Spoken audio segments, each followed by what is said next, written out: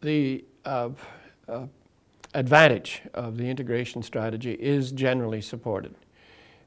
There are numerous single studies, but there's also a recent meta-analysis of many studies with over 8,000 people involved, which shows that the double engagement, the integration strategy, is usually associated with higher levels of psychological and social well-being. There are also some specific studies, such as, for example, our immigrant youth study, that show that immigrant youth from a number over 30 countries working and living and studying in a number of societies of settlement, the integration strategy is uniformly a more successful way to try to reestablish your life in the new society than any of the alternatives.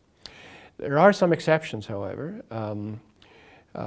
One of the problems that people experience when they try to express their ethnicity and show it and share it is that they can be targets of discrimination. And in another set of studies with a colleague in France, Colette Sabatier, we have found that North African youth who are trying to integrate, that is to say, in part express and maintain their cultural identity and behaviors, they experience a lot of discrimination. And so this tends to suppress the sense of well-being.